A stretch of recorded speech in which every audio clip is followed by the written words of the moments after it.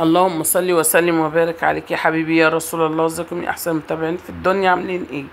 النهارده جايه لكم بفرختين كده قطعناهم 16 قطعه. 16 قطعه، قطعناهم 16 قطعه. وتعالوا نشوف دلوقتي التتبيله بتاعتهم القمر دي بعد ما قطعنا الفرختين 16 قطعه. تعالوا نشوف دلوقتي. معايا بصلايه، ومعايا قرن فلفل احمر، قرن فلفل اخضر، فصين من التوم يكونوا كبار حلوين كده، ومعايا كمان ليمونتين. وهنحط كله في الكب اهو، شايفين كده. هنروح نضرب الكلام ده كله يا جماعه واجيلكوا على طول. نضرب في الكب اهو.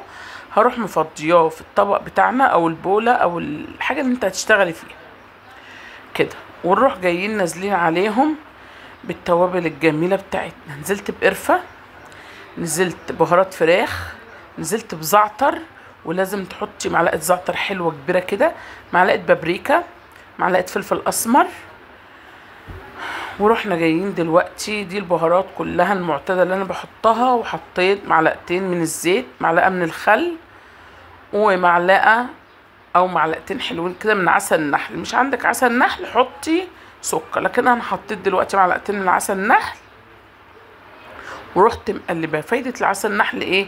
يديها طراوه من جوه ويخليها جميله وتستوي تبقى دايبه معاكي. وحطينا كوبايه من اللبن كده او الزبادي، لو عندك زبادي، لبن متاح عندك، لبن رايب برضو كمان حطيه.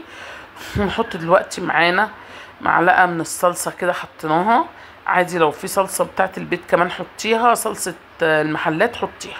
وحطيناها كده ورحنا مقلبين الكلام ده كله مع بعضه يا جماعه. لو شميتوا ريحتها بقى، ريحتها رهيبه رهيبه رهيبه. وحطيت لوري وحبهان مطحون ماشي. ورحنا جايين حاطينهم كده، ونروح جايين مقلبين الكلام ده كله في بعضه. وحطيت بس حبه ملح ابيض، ونروح نازلين بالفراخ بتاعتنا اهو.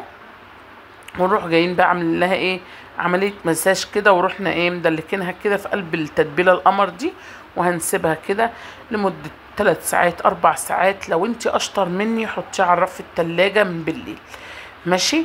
ونروح جايين حاطين دلوقتي لفينها كده بكيسة عشان خاطر الريحة دي تدنها فيها. انا حابة ريحتها قوي. بعد طبعا 4 ساعات بالظبط كده طلعناها من التتبيلة الجميلة ديت. وجبت صينية ورحنا، انا مش هدهن الصينية اي حاجة، هي واخدة معايا التوابل واخدة الزيت بتاعها وكل حاجة، بسم الله ما شاء الله. ونروح رصين الفراخ بتاعتنا اهيت، وبنزل ببقية التتبيلة على الوش. ونروح داخلين بيها على الفرن مباشرة. ونروح جايين حاطينها كده ايه على الرف الاوسط على درجة حرارة 160. ونروح جايبين بقى بصلاية خشنة كبيرة حلوة كده، ونروح مقطعينها خشن. ونروح نازلين بالبهارات المشكلة اللي احنا كنا عاملينها، مع فلفل اسمر، مع عود قرفة، مع لومي، مع كمان معلقة من الكاري، ومعلقة من بهارات الكبسة. ونروح جايين مقلبين الكلام ده كله مع بعضه كده يا جماعة اهوت. ونروح جايين ايه نخلي البصلة تتشوح مع البتاع. وبعدين نجيب معلقتين سكر حلوين كده محترمين، ونسيبهم يتكرملوا مع البصلة بتاعتنا. يا سلام بالرز مع السكر المكرمل ده. الرز في السكر المكرمل بيديله طعم جميل خالص خالص. هنسيب السكر يتكرمل معانا كده. وبعد ما السكر يتكرمل في المرحلة دي بتكوني بتغسلي الرز بتاعك. بصي، رز بسمتي، رز بلدي، مش هتفرق معاكي اي حاجة في الوقت دوت. شغالة، ما توقفيش نفسك على حاجة. طبعا دلوقتي السكر معانا اتكرمل اهوت يا جماعة كده بالشكل الجميل دوت. حطيت بس يعني يا دوبك معلقة حبة مية كده سخنين عشان يفك معايا الكرملة. ورحنا نازلين دلوقتي بالرز البلدي العادي المصري بتاعنا.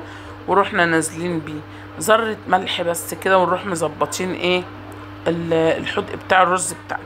ونروح نازلين بيه يا جماعة اهو. استكفى انا باللون ده؟ لا مستكفاش. دلوقتي معايا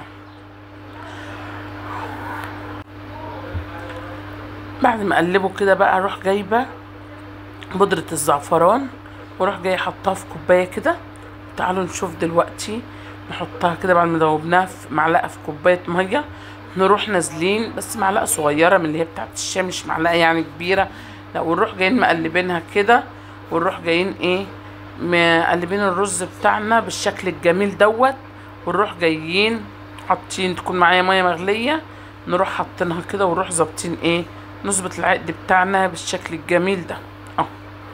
خلاص كده يا جماعه ظبطنا العقد بتاعنا وحطينا بقى، ونسيب الرز بتاعنا كده يتظبط. وطبعا كنت في الساعه ديت كنت بظبط الملح بتاعي.